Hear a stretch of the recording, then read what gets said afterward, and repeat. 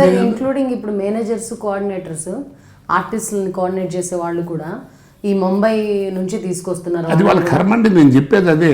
ఇప్పుడు నాకు డేట్లు చూసి ఆయన ఒక ఆయన ఉన్నాడు మేనేజర్, నేను అంతా ఎప్పుడు చెప్తుంటాను, నేర్చుకో, ఇది కాస్త మనసులో పెట్టుకో అని చెప్తాను. అది వ్యక్తిగతంగా వాళ్ళు చేస్తే మనం ఏం చేస్తాం? అది వాళ్ళకి రావాలి, మనం మాట్లాడటం కాదు. నాకైతే ఉందండి, ఎందుకు ఉండదు? ఇప్పుడే చేసే సినిమాలు పెద్ద పోటుగాళ్ళు చేసే సినిమాలు ఏం కాదు, అన్నీ మామూలువే. కథలేం పెద్ద వెరైటీ ఉండవు. కాకపోతే ఏంటంటే ఇదివరకు కంటే అది ఫైట్లు గీట్లు మార్చారేమో. ఏం చెప్తాను చెప్పండి. సార్ జంజాల గారి సినిమా ప్రతి ఒక్కటి కూడా ఒక మాస్టర్ పీస్ లాంటివి. అప్పుడు హాస్యం అంటే మీది. ఇప్పుడు కూడా కామెడీ సినిమాలు ఎన్ని వచ్చినా కూడా ఆ క్యాసెట్లు వేసుకొని చూస్తూ ఉంటారు జనాలు. అంత ప్రాముఖ్యమైనటువంటివి. తర్వాత అటువంటి హాస్య చిత్రాలు మళ్ళీ రాకపోవడానికి కారణం ఏంటి సార్? మీరే అన్నారు కదా అది హాస్య చిత్రం అని. ఇప్పుడు వచ్చేది హాస్యం కాదండి, కామెడీ. వాళ్ళు ఎవరో హాస్యం అనరు, కామెడీ భలే చేశాడంటారు. బ్రహ్మానందాన్ గారిని హాస్యనటుడు అంటారు. ఏంటి సార్ డిఫరెన్స్ హాస్యానికి కామెడీకి? మీరు చెప్పిందే. హాస్యం అంటే ఎంత గొప్పగా ఉంటుందంటే, ఇప్పుడు సపోజ్ టేక్ దంజాల్ గారే తీసుకోండి. ఆయన హాస్యం ఏదైనా ఒక సీక్వెన్స్ ఉంటే ఎవరైనా ఎవరితోనైనా ఎక్కడైనా ఎప్పుడైనా ఎలాంటి సమయాలైనా చెప్పుకోవచ్చు. దానికి ఏం రిస్ట్రిక్షన్ ఉండవు. ఇప్పుడు వచ్చే ఈ కామెడీ సీన్లు అంటారు చూడండి, అటు ఇటు చూసి ఎవరున్నారని ఇప్పుడు కాదు తర్వాత చెప్తాం అన్నట్టుగా ఉండాలి. కొన్ని చెప్పుకోలేవు నలుగురిలో. మరి అదే తేడా, అంతకంటే ఏం లేదు. ఒకవేళ వ్యంగ్యత కొద్దిగా ఉన్నప్పటికీ దాంట్లో జుగుప్స్ ఉండేది కాదు. ఇప్పుడు పంచుల కల్చర్ ఎక్కువ ఉందండి. ఏం పంచండి అసలు? విషయం లేకుండా పంచ్ ఏమిటి? విషయం ఉండాలి కదా. ఇప్పుడు ఆయన రాసినటువంటి గొప్ప రచయితలు ఇప్పుడు వేటూరి సుందరరామూర్తి గారు మహానుభావులు. వాళ్ళందరూ ఏమిటి మన జనరేషన్లో ఉన్నారు. మనకంటే ముందు ఆత్రేయ గారు, దాశరథి గారు, ఎంతమంది, డివి నరసరాజు గారు, ఎంతమంది మహానుభావులు, కొసరాజు గారు, ఎంత మహానుభావులు ఉన్నారు. వాళ్ళ సినిమాలని మనం ఇప్పుడు గుండమ్మ కథ ఉంది, ఆ సినిమా వస్తుంది, ఇద్దరు టాప్ హీరోలు దాంట్లో. మరి గుండమ్మ కథ అన్నట్టు పెట్టారు. ఇప్పుడు సినిమాల కథలు చూడండి, పేర్లు చూడండి ఎంత వరుసగా ఉంటాయి. ఏమిటో పేర్లు, ఏమిటో చేస్తారు, ఏదో చేస్తారు. మనం వాడుకునేటువంటి పదానికి ఇంకో అర్థం పెడతారు. ఆ సినిమాకి వెళ్ళి దాని అర్థం తెలిసేప్పుడు సినిమా అయిపోద్ది. ఏ ఘనంగా ఆడుతుంది, 3వ వారం అంటాడు. 3వ వారం అంటే 3 వారాలు కాదు, శుక్ర శని ఆదివారాలు 3 వారాలు బ్రహ్మాండంగా ఆడింది. ఇప్పుడు చూడాలండి, సోమవారం కూడా కలెక్షన్ ఫుల్ వస్తే సినిమా గ్రేట్ సక్సెస్. 200 థియేటర్లు ఉంటే 190 థియేటర్లు ఇదే సినిమా రిలీజ్ చేసి హౌస్ఫుల్ చేయనంటే రహనా పెళ్ళంటలో మీరు చెప్పపోయినా కూడా నేను చెప్పేది అది. ఇప్పుడు సురేష్ రామానాయుడు గారు, సురేష్ ప్రొడక్షన్ ఉంది, మహానుభావుడు రామానాయుడు గారు ఎంతో గ్రేట్ సినిమాలు తీశారు, గ్రేటెస్ట్ సినిమాలు. మరి రహనా పెళ్ళంటే సినిమా ఉందే, మరి ఆ సినిమాలతో సమానంగా ఉంటుంది ఇది. ఆ సినిమాలు ఎలా మర్చిపోలేదు, ఈ సినిమాని ఎవరు మర్చిపోరు. ఇంకా ఇవి కొంతమంది మర్చిపోతారు, దీన్ని ఎవడు మర్చిపోడు. 10 సంవత్సరాల పైన ఇప్పుడు ఆ సినిమా వచ్చి ఇంకా బతికుంది, ఇంకా బతికుంటుంది. ఇందాక చెప్పాను కదండి, ఆ హాస్యంలో అంత రమ్యత ఉండేది. ఇప్పుడు జ్యోతిలక్ష్మి గారు, జయమాలిని గారు వాళ్ళు డ్యాన్సులు చేసేవారు, వాళ్ళు వెంపు క్యారెక్టర్లు వేసేవారు.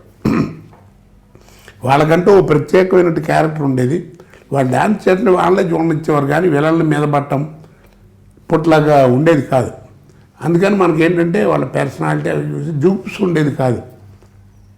అదే పిల్లలని నేను కుర్రాడుగా ఉండగా అరే జ్యోతిలక్ష్మి సినిమా పాట వస్తున్నారా కాసేపు చూద్దామని అనుకునేవాళ్ళం, కానీ చెడు లేదు. ఇప్పుడు అట్ట కాదు కదా. నీకు అది ఆఖరి హీరోయిన్లే ఏదో ఐటమ్ సాంగ్లని అవన్నీ ఇవన్నీ చేస్తున్నారు. మనం ఏం చెప్తాం దానికి? అది వాళ్ళకి తెలీదా? ఒక టెక్నీషియను ఏదో చెప్తారు. సినిమా అంటే అసలు వీళ్ళు మర్చిపోయారండి. ఊరికే పిచ్చి మాటలు మారుతారు కానీ ఏదో క్రియేషన్ అది ఇదని తప్పు. సినిమా అంటే మేక్ బిలీవ్, నమ్మించడం, అదే సినిమా. కొట్టకుండా కొట్టామనిపించాలి, ఏడవకుండా ఏడిపించాలి, నవ్వకుండా నవ్వించాలి, అదే సినిమా.